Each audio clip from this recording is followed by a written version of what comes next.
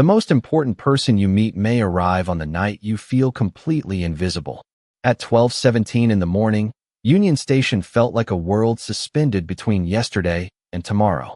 The vast terminal glowed beneath rows of soft amber lights while travelers drifted through the building carrying coffee cups, briefcases, and quiet exhaustion. Outside, a cold autumn rain tapped against the station windows. Inside, the air smelled faintly of fresh coffee, wet pavement, and old steel. Cole Harrison adjusted the strap of his worn duffel bag as he stepped onto the midnight train bound for Louisville. It had been a long day, the kind of day that seemed determined to remind a man of everything he could not control. Earlier that afternoon, he had learned that another maintenance contract at the rail yard would be delayed. Overtime hours were disappearing. Bills were not. Like every decision in his life, the news immediately translated into one question. What would it mean for his daughter? 12-year-old Lily never complained. She never asked why some families took vacations while they stayed home. She never questioned why her father worked weekends. Yet Cole noticed every sacrifice she made. He noticed because he made them too. The train doors closed with a soft mechanical hiss. Moments later, the cars lurched forward and began gliding into the darkness. Most passengers settled into silence. Some stared out the windows. Others slept. A few worked on laptops beneath reading lights. Cole found an empty seat near the back of the nearly deserted car. He leaned his head against the window and watched the city lights blur into streaks of gold. For a few minutes, all he heard was the steady rhythm of steel wheels rolling across the tracks. Then he noticed her. 3 rows ahead, beside the window on the opposite side of the aisle, sat a woman dressed in an elegant white coat. Her chestnut hair fell softly around her shoulders. Expensive luggage rested near her seat. At first glance, she looked like someone returning from an important meeting. Someone successful. Someone who belonged in a different world than his. But then she turned slightly toward the window, and the reflection revealed something most people would never have noticed. She was crying. Not dramatically. Not loudly.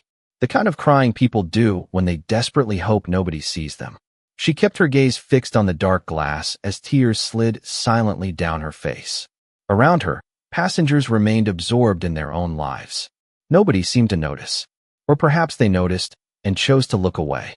Cole hesitated. He understood that instinct. Modern life trained people to mind their own business. Yet something about her sadness felt familiar. It reminded him of nights after his wife passed away, when grief arrived without warning and settled beside him like an unwelcome companion. He looked away, then back again. The woman quickly wiped her eyes and straightened her posture. For a moment, she almost succeeded in hiding the pain. Almost. Cole took a slow breath. Then he stood. He walked down the aisle and stopped beside her seat. The woman looked up, surprised. "Excuse me," he said gently. "I know this may sound strange, but you look like someone who could use a friend for a few minutes." Neither of them knew it yet, but that simple sentence was about to change both of their lives forever. The woman stared at him for a moment as though she could not decide whether he was serious. Around them, the train continued its steady journey through the darkness. Soft overhead lights reflected against the windows while distant towns passed by as scattered clusters of light. Finally, she gave the smallest nod. "A friend?" she asked quietly. "That depends," Cole replied with a faint smile. "Do you mind if I sit down?" She glanced at the empty seat across from her and gestured toward it. "Go ahead." Cole settled into the seat without rushing. He did not ask why she was crying. He did not ask her name. He simply sat there for a few moments listening to the rhythm of the tracks beneath them. The silence felt strangely comfortable. "Long day?" he asked eventually. The woman laughed softly through lingering tears. "That might be the understatement of the year. I have had a few of those myself." Another small smile appeared. Not a happy smile. More like someone remembering what smiling felt like. Outside, rain streaked across the glass as the train cut through the night. The reflection of the woman floated across the window beside the darkness beyond. "You know," she said, "most people pretend not to notice when someone is crying." Cole shrugged. "Sometimes they are trying to be polite. And you?" "I am not always very good at being polite." That earned a genuine laugh. For the first time, some of the sadness lifted from her face. The sound surprised even her. "You have a daughter, do not you?" she asked suddenly. Cole blinked. "How did you figure that out? You have the look." "The look?" "The exhausted but determined look." Cole chuckled. That is surprisingly accurate. How old is she? 12. The pride in his voice appeared instantly. Her name is Lily. The woman nodded thoughtfully. Tell me about her. Most people asked what he did for work. Most people asked about money, schedules, or plans. Very few asked about Lily. Yet somehow the question felt sincere. Cole found himself talking. He spoke about science projects spread across the kitchen table, school concerts, Saturday pancakes, the way Lily always believed things would work out even when he was not sure they would. As he talked, the woman listened carefully. Not the way people listened while waiting for their turn to speak. The way people listened when they genuinely cared. Several minutes passed. Then 20. Then 30. Eventually Cole realized he knew almost nothing about her. What about you? He asked. Do you have children? The woman looked toward the window again. Her expression softened. No family nearby. Not really. The answer carried a loneliness deeper than the words themselves. Cole did not push further. Instead, he nodded slowly. Sometimes life gets heavy. Her eyes returned to his. For a brief moment, they seemed filled with surprise. You say that like you understand. I do.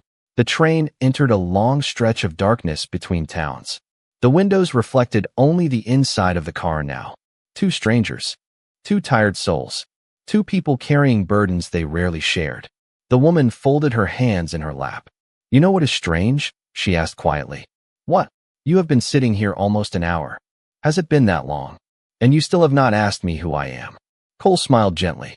I figured if it mattered, you would tell me. The woman looked down for a moment.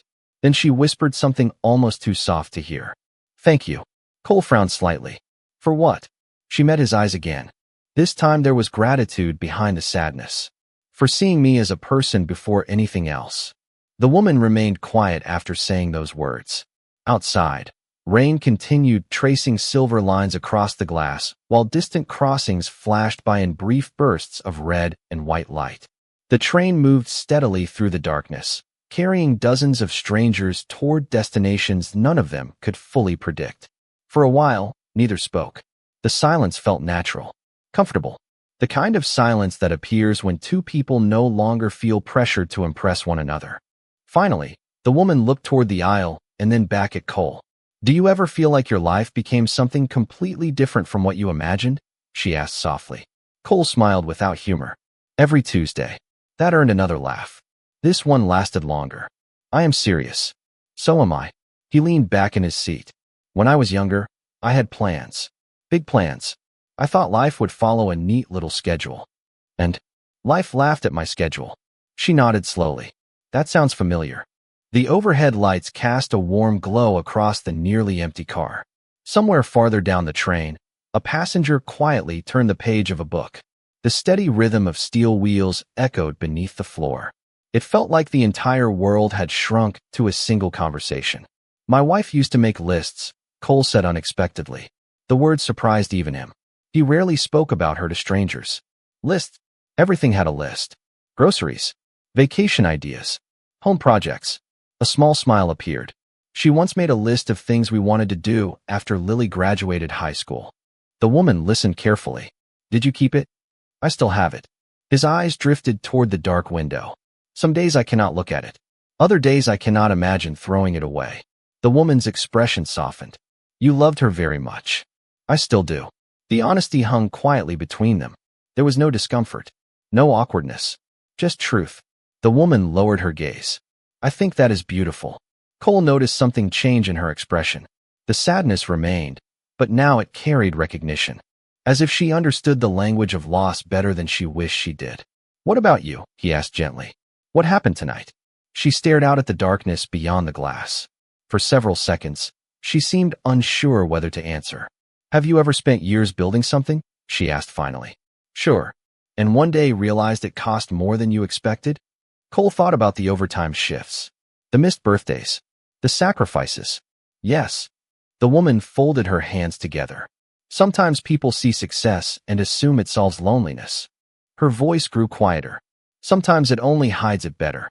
Cole did not immediately respond. He could hear the pain beneath the words. Whatever burden she carried, it was not financial. It was something heavier, something money could not repair. Loneliness can be strange, he said.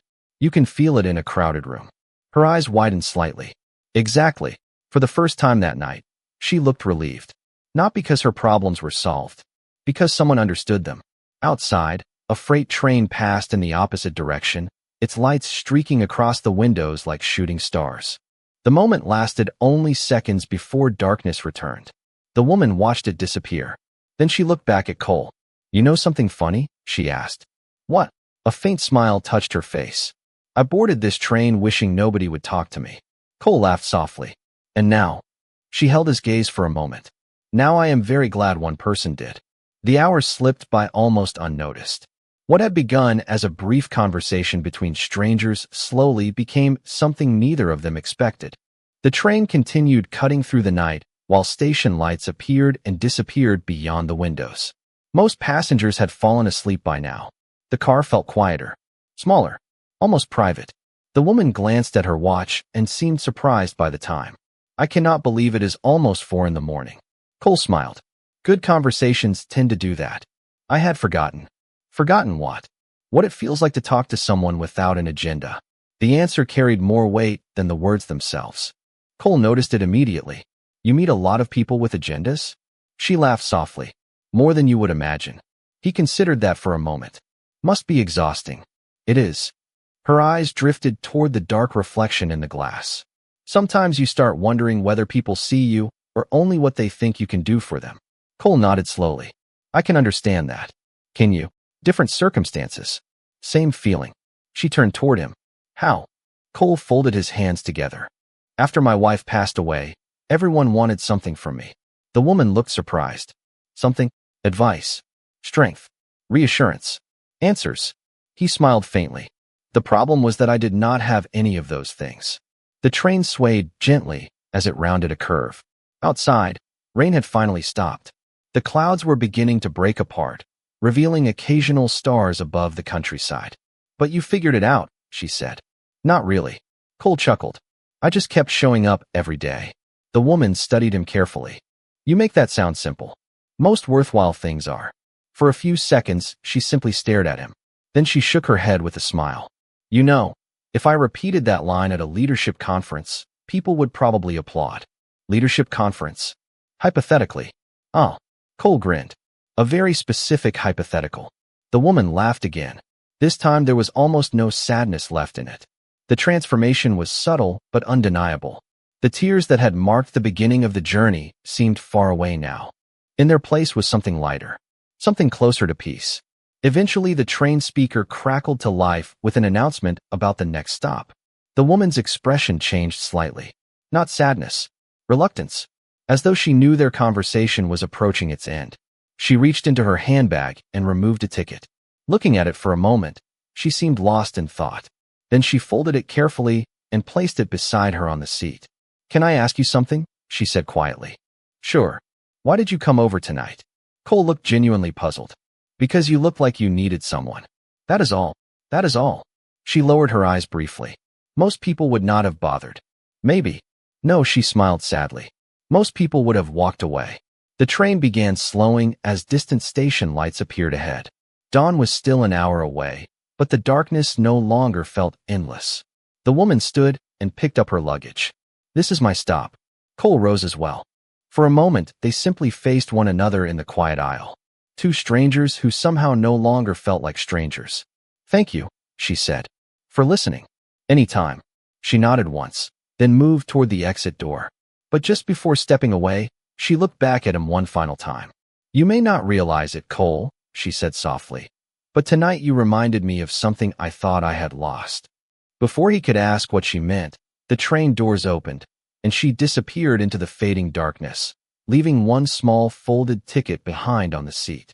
The train continued on its journey after the woman stepped off into the darkness. For several minutes, Cole remained standing beside the empty seat, staring through the window at the platform slowly disappearing behind them. Something about the encounter felt different. Not romantic, not dramatic, just meaningful in a way he could not quite explain.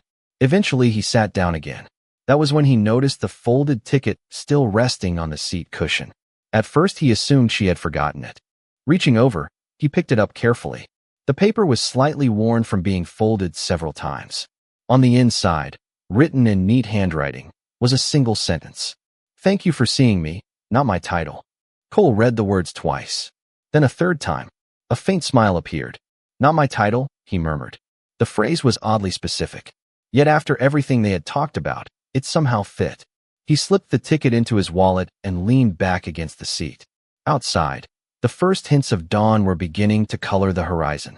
By the time the train reached Louisville, the sky had turned pale blue. Life resumed its normal pace almost immediately.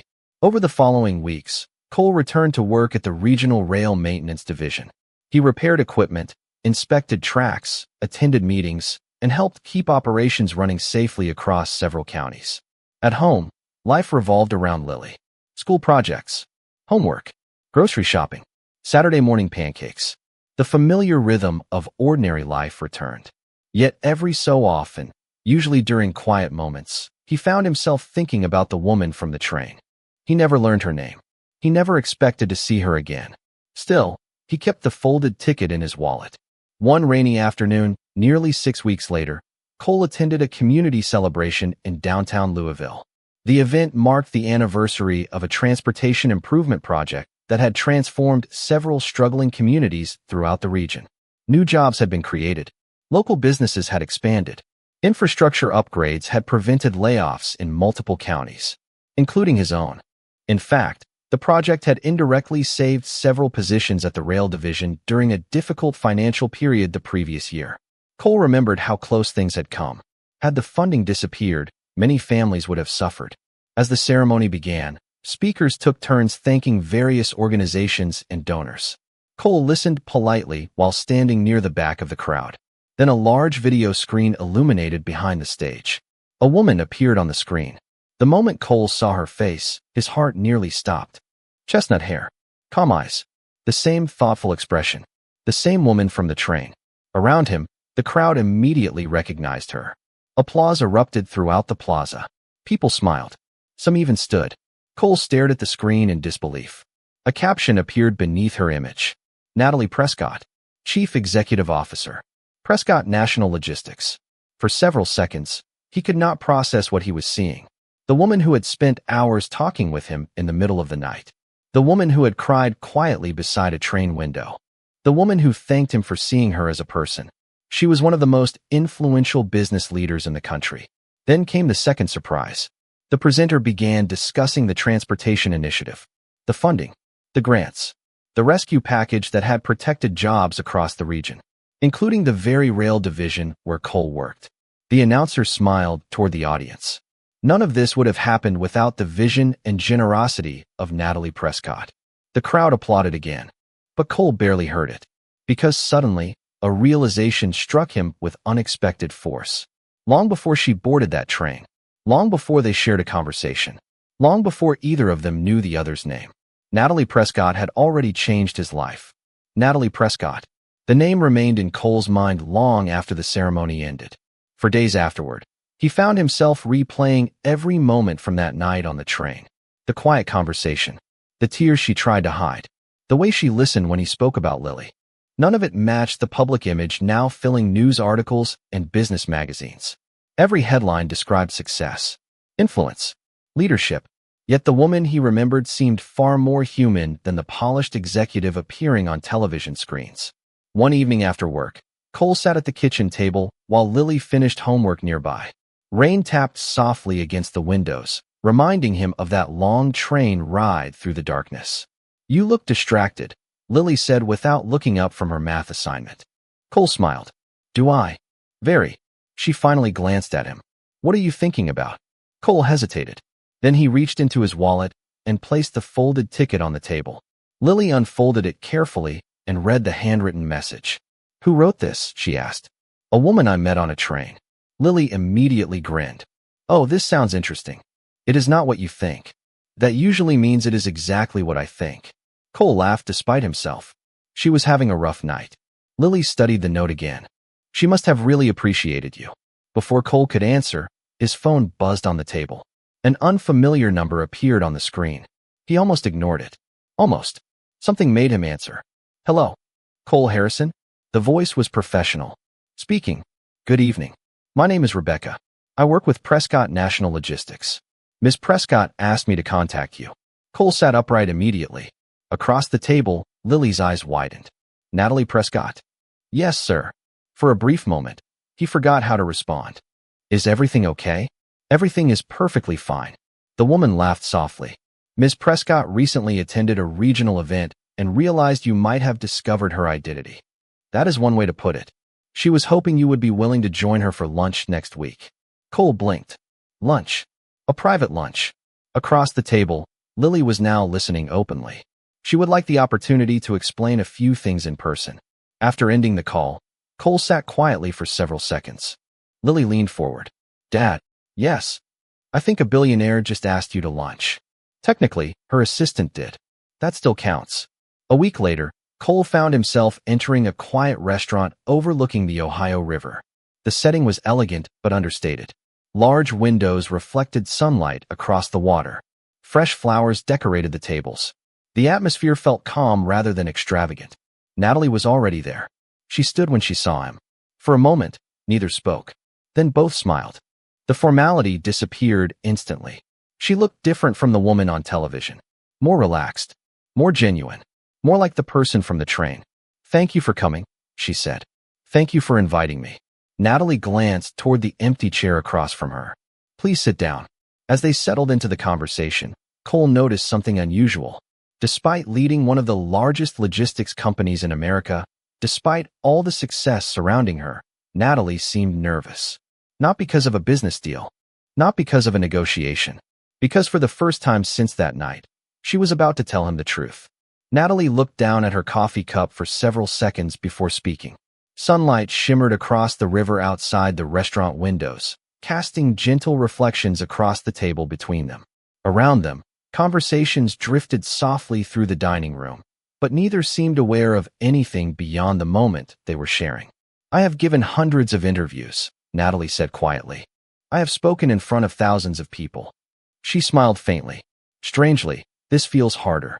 Cole leaned back slightly. That bad? Much worse. The honesty made him laugh. Natalie laughed too, though nervousness still lingered in her eyes. Finally, she took a breath. The night we met was not an accident. Cole's smile faded. Not from concern. From curiosity. What do you mean? Natalie folded her hands together. I did not know you would be on that train. Okay. But I knew who you were. For a moment, silence settled over the table. Cole stared at her, trying to process the statement. You knew me? Natalie nodded. Not personally. She hesitated. At least not then. The river flowed quietly beyond the glass. A boat moved slowly across the water in the distance.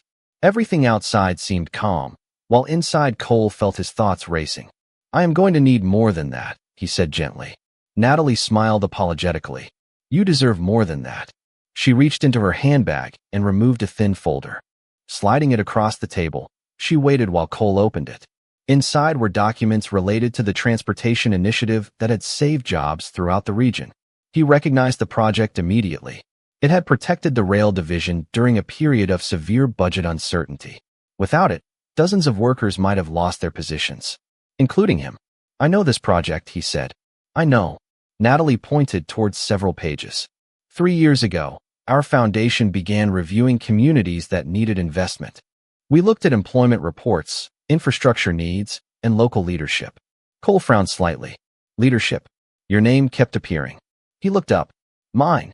Natalie nodded. Supervisors praised your work. Coworkers trusted you. Community leaders mentioned your volunteer efforts. Every report described the same thing. Which was? A warm smile appeared.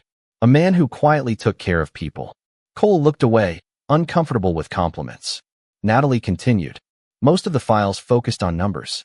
Budgets, equipment, economic projections. Her expression softened. Yours talked about character. For a moment, neither spoke. Then Natalie looked directly at him. The truth is, Cole, our foundation approved several investments because people like you convinced us those communities were worth believing in. He stared at her in disbelief. You are telling me that happened because of a report? Not just a report. She shook her head. Because of people who chose dignity over recognition every single day. Cole sat silently. Years of struggles, overtime shifts, sacrifices. He had never imagined anyone beyond his town even knew he existed. Natalie smiled gently. Then months later, After one of the hardest weeks of my life, I boarded that train. Her eyes lowered briefly, and I ended up sitting across from the same man. Cole looked at her carefully. You recognized me. Immediately. Why did you not say anything?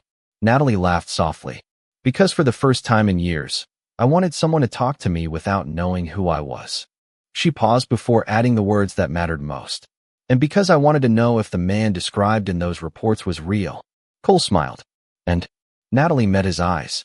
The nervousness was gone now. Only honesty remained. He was even better than the reports said. Natalie's words remained with Cole long after lunch ended. He drove home beneath a sky painted in shades of gold and pale blue, replaying the conversation again and again. For years he had believed his efforts disappeared unnoticed into the ordinary rhythm of life. Work hard. Take care of Lily. Help when possible. Keep moving forward. Yet somehow, somewhere, someone had been paying attention. More surprising than that was the fact that the person behind those decisions was Natalie. Over the following months, their friendship grew naturally. There were no grand gestures, no dramatic declarations, just conversations, honest conversations. Sometimes they met for coffee halfway between their towns. Sometimes they talked by phone after long workdays. Occasionally, Natalie visited community projects funded through her foundation, and somehow those visits often happened to be near places where Cole worked. Neither of them rushed anything. Both understood what it meant to lose someone. Both understood how fragile trust could be. One Saturday afternoon, Natalie accepted an invitation to attend a school science fair. Lily had spent weeks preparing a presentation on railroad engineering and transportation safety. The gymnasium buzzed with excitement as students proudly explained projects to parents and judges. Natalie arrived wearing a simple white sweater instead of the polished executive attire often seen in business magazines. She looked less like a corporate leader and more like someone genuinely excited to support a child. Lily noticed her immediately. You came. Natalie smiled warmly. I would not miss it. Dad said you were very busy. Natalie glanced toward Cole. Your father exaggerates.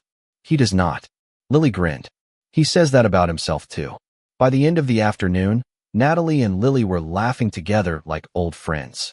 Watching them from across the gym, Cole felt something unfamiliar. Not excitement. Not surprise. Peace. The kind of peace that arrives quietly after years of carrying responsibilities alone. Later that evening, after the event ended, the three of them walked through a small riverside park. Autumn leaves drifted across the path while the setting sun reflected against the water. Lily skipped ahead, stopping occasionally to point out ducks near the shoreline. Natalie watched her with a soft smile. She is remarkable, Natalie said. She gets that from her mother. Natalie nodded. And from her father. Cole laughed quietly. I'm not sure about that. I am. For several moments they walked in comfortable silence. Then Natalie stopped near a wooden bench overlooking the river. Her expression became thoughtful. Serious. There is something I never told you about that night. Cole turned toward her. The train. She nodded. You asked why I was crying. The evening breeze stirred her chestnut hair as she looked toward the water. The truth is that I had spent years building a company. Solving problems. Making decisions. Carrying responsibility. Her voice remained calm. One day I realized I had become very good at leading organizations and very bad at letting people know me. Cole listened quietly. I was surrounded by success and completely alone. Natalie smiled sadly. That night was the first time I admitted it. The river flowed steadily beside them. Somewhere in the distance, church bells echoed across town. Natalie looked at him again. Then a stranger sat down beside me and treated me like I mattered before he knew anything about my title. Her eyes glistened softly in the fading light. You reminded me that respect, dignity, and kindness still exist. And for the first time, neither of them looked away. 1 year later, another train moved quietly through the Kentucky countryside beneath a sky filled with soft evening light. The rhythmic sound of wheels on steel rails echoed through the cars, just as it had on the night two strangers shared a conversation neither would ever forget. But everything was different now. Cole sat beside a window watching golden fields pass beyond the glass. Across from him, Natalie smiled while reading a book she had not turned a page in for several minutes. Every so often she glanced up simply to make sure the moment was real.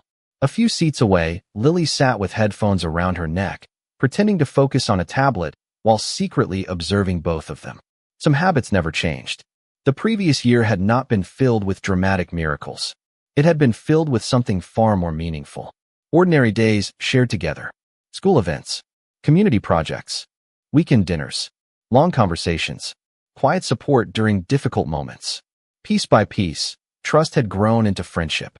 Friendship had grown into love. And love had grown into something neither of them expected to find again. Home. The train began slowing as it approached a small station near the river. Evening sunlight streamed through the windows, bathing the car in warm shades of amber and gold. Natalie closed her book and looked toward Cole. "Do you remember the first train?" she asked softly. Cole laughed. "The one where I interrupted a stranger who wanted to be left alone. That is one version of the story. It happens to be the accurate version." Natalie smiled. "I prefer my version." "Which is?" Her eyes sparkled with amusement.